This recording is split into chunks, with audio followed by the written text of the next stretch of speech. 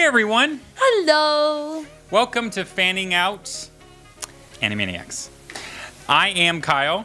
I am Becca. And we are doing a reaction to the new season of Animaniacs. yes. Traditionally, we have a noob and an experienced fan. Yes. This time, we are both noobs, not to Animaniacs, but to this brand new season. So we're both noobs and fans. Yes. Yes. But we have not seen this episode. I'm very excited for it. It is going to be intense if episode 1 and 2 were any tell. Yeah. This show is clearly not so much made for kids, but I'm still probably going to show it to my own kids because I'm having them. One is on the way. And I'm sure you guys already knew that. And it is the weirdest thing ever when you know that you have a child that does technically exist in some form that will soon exist outside of that form. Not quite actualized. But you have seen them, and you have seen them move, and you know how big they are, and you have heard their heartbeat, and you know all of that. And so that is the weirdest thing, knowing that you have somehow made a life that is soon going. Even saying that was the first time I felt a little bit of butterflies just thinking about it, because it's the weirdest thing, because I think I know I'm excited about it, but I'm also in denial about it, because it is just so hard to fathom. This is how I feel about my comedy joke babies. Totally same level, same stakes, everything. And yet, and somehow, I feel like you put more effort into what I did. But yeah, it is gonna be a weird time. I'm not sure how it's gonna affect stuff, but you know, I will already probably have the child by the time this is premiering. Who knows? But anyway, point is, wow. It's a weird feeling, but I'm totally gonna let my kids be subject to the world, but still let them have a childhood at the same time. So we'll see how that all turns out. I've already told myself if I'm messing them up, I'm parenting. So yes. Well, I mean, we turned out fine, just fine. We're all screwed up.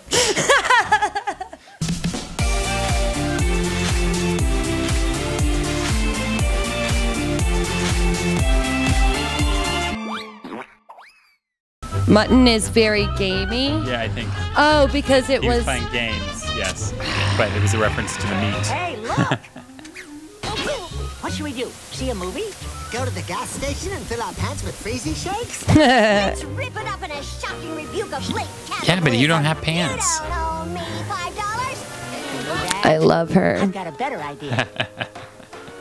Alrighty, listen up, folks. Today's auction winner will be the proud owner of Unit 739, matter for 20 years. Who knows what treasures it holds? Golf clubs, golf balls, golf bags, golf shoes, golf tees, a fake golf club you can pee into when nature makes an emergency call in the 13 years. Good-looking unit. Too bad it's cursed. Whole monkey's paw situation, you know?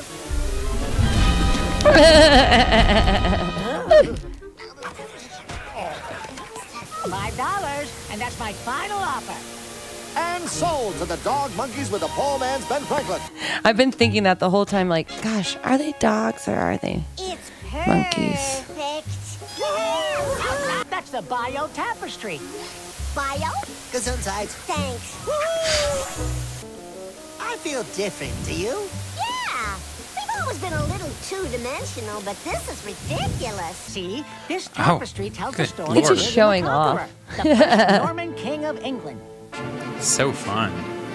By the way, I know how to do the this. Normans conquered but- England That's in the year amazing. 1066, back when dentists weren't a thing and everyone had fleas and ticks. To commemorate the battle and their courage in the fight, the Normans made the Bayeux Tapestry, whose tale I'll now recite. I was gonna say.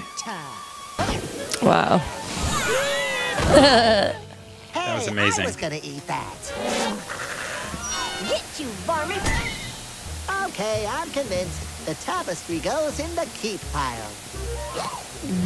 Well, what are we gonna do with the rest of this junk? What should we do? See a movie? Go to the gas station and fill our pants with freezy shakes? Wait. Let's Uh-huh. wait a minute. Call back. Why does monkeys just keep happening to us? Monkeys.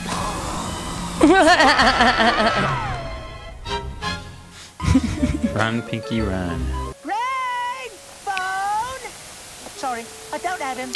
May I take a message? No, this is Brain, you fool. Now listen, and listen closely. I was on my way to purchase an extremely rare strontium isotope to power my latest invention, a quantum continuous disruptor. I feel like Brain is more patient than he's ever been. More what? More patient than he's ever been. Adult diaper warehouse. I handed the men my bag, which I believed to contain $100,000, but instead it contained age-delaying moisturizer. The goons thought I was trying to pull a fast one on them, so they've taken me hostage in retaliation. Oh dear, well, it sounds like we both had busy days, Brain. I took a BuzzFeed quiz, but I failed. You don't fail to bring BuzzFeed $100,000 quizzes. to 833 Brockton Street, or else...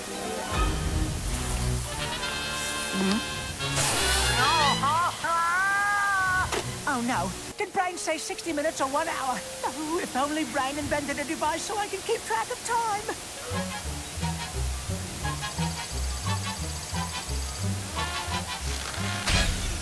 Now, to save Brain!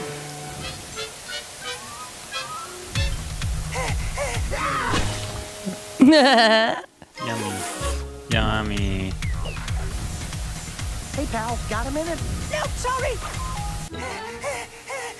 Pay the men. They'll give us the isotope, and we can finish building my quantum continuance disruptor. The thing is, I didn't get the money. What? But I tried real hard. You see, Brain is my bestest and only friend in the whole wide world, and... Yeah, I know how you feel. Yeah, we're best friends too. Does this mean you'll let me go? Nah.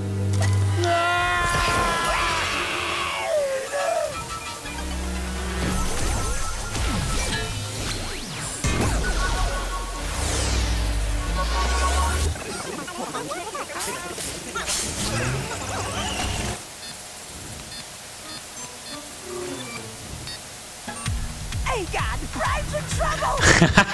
I'm having the weirdest feeling of day spa goo. Oh, well, Day I know what spa to do. go.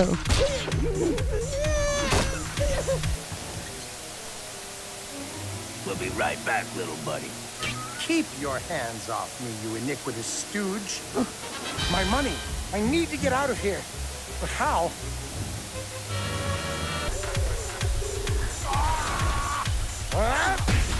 Aww. Here it is, 833 Brockton Street. Thankfully, a mouse can't do much. Zord? And since you don't have the money and your friend skipped out on us, this is gonna happen. Whoa!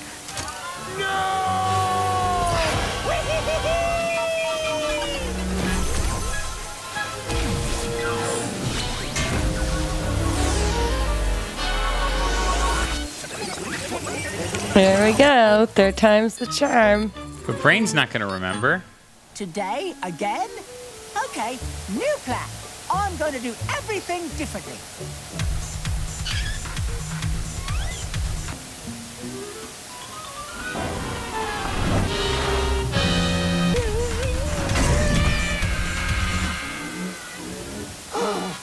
As promised, $100,000. Now, if you hand over the isotope... I think he's going to mess this whole thing up. Pinky, you made it with the money. I can't believe it. Oh, or not. Hey, God, I did. I did.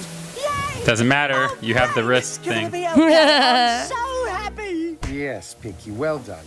Now, where were we? Ah, yes. You were just about to hand over the isotope. Not so fast. Your friend just destroyed our hideout. Now we gotta find a new one. It's gonna be a whole thing. Yeah, we were rent control. We're keeping all the money, and you get nothing. What? You can't do that. All thanks to this shiny watch. Uh-oh. Pinky, that watch is my quantum continuance disruptor. It disrupts the very fabric of time. You must have set it for an hour, and that's why time kept resetting when you were in range of the isotope. How many times have you relived this hour?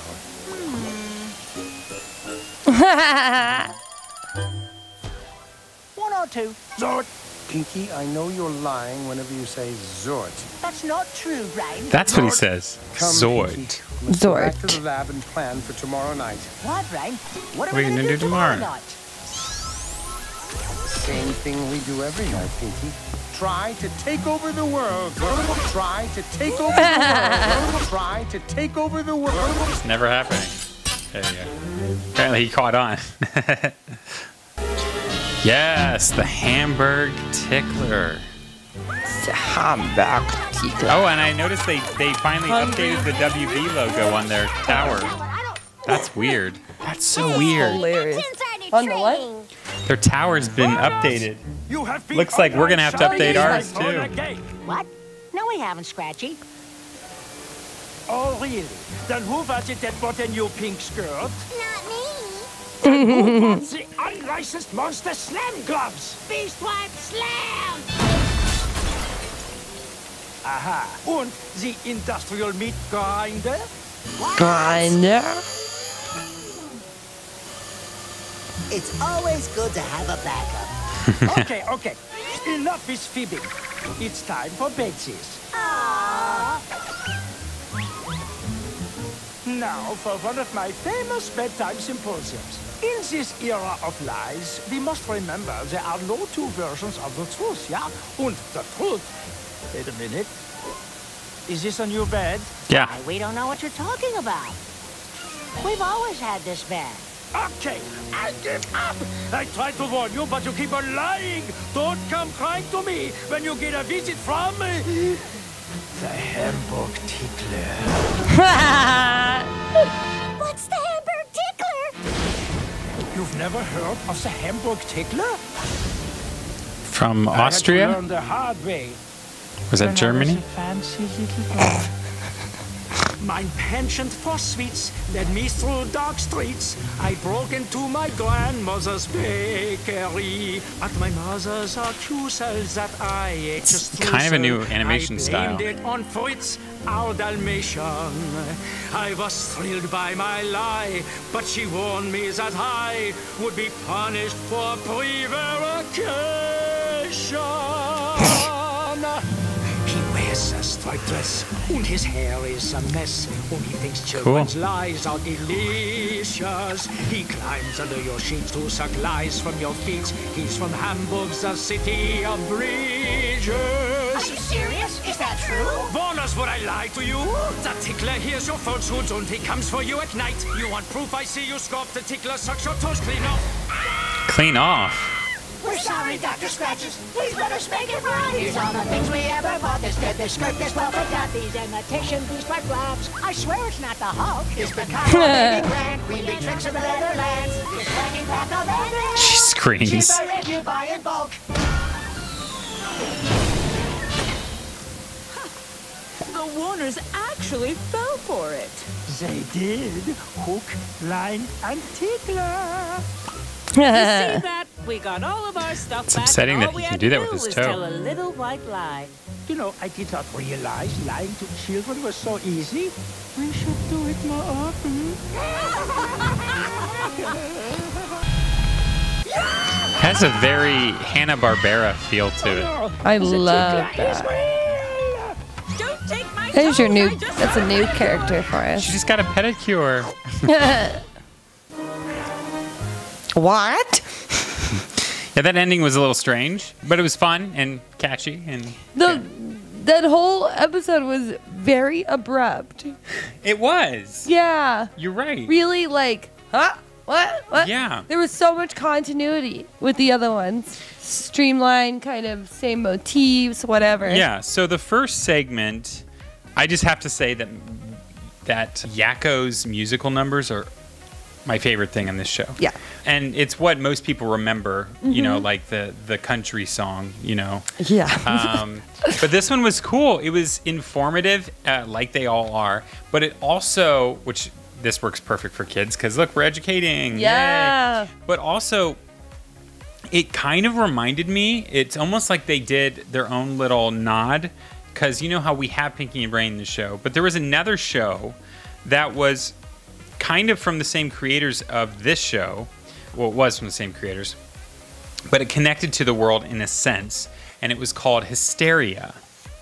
And it was history, but being told in a funny way to educate children. But it was through Warner Brothers, and it was called Hysteria. I don't remember the theme song or anything. It was probably one of the least popular ones, because like Tiny Toons are popular, Animaniacs are popular, Pinky and Brain were popular. But this was a little bit different. But it came after. It was during when Animaniacs was still on, and it may have been pre-Pinky and the Brain, I think, but it was still a fun show, and that's what that reminded me of, was that little sequence. And then the last segment, which was them giving away all of their stuff, that was short. That was just kind of weird child's bedtime story. I don't really know what derives from that, other than I think it's that we put consumerism on kids and we blame them for it.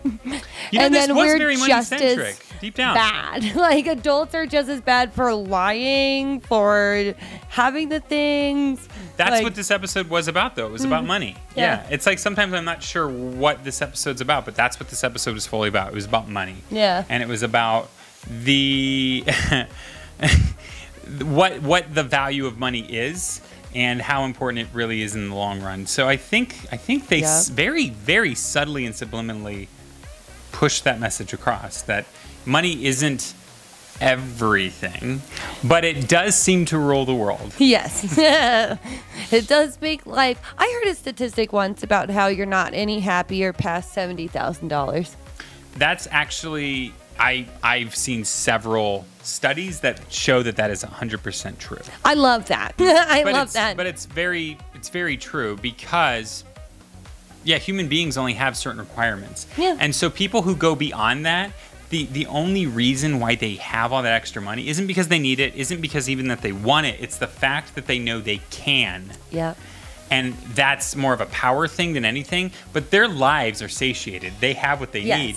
But at the same time, not just because you have money doesn't mean that you are happy. Right. Many times it can often lead to the reversal, which is why having just what you need and then being happy is usually, those are the happiest people on the planet. That's what's ideal. It's not the poor people. It's not the overtly rich. It's those people who just have enough that are the happiest. They don't have to stress, but at the same time, it's like, there's a certain they appreciate down to earth, like gratitude, instead of reality. look at all my luxury items and stuff. It's just, I have what I need, and I'm quite content. And I think it makes you more accessible to all kinds of people. Yeah. When you get too much money, you almost play in a different echelon. That's what happened with a lot of these. Well, because they need celebs, something. You know? Because they need something to compare themselves to. Because that's what humankind just naturally is inclined to do. And when you have a lot more money, you're more pressured to be that way. That's wild. The same way when you're poor, you're always like comparing yourself with other poor people who have less money than you. You're like, well, I'm dating this wealthy Subway employee. Yes. It's all about perspective. It really is. And those people in the middle have the best perspective. I concur. Anyway, guys, this is another great episode of Animaniacs that we just watched, and thanks so much for fanning out with us. Fans out.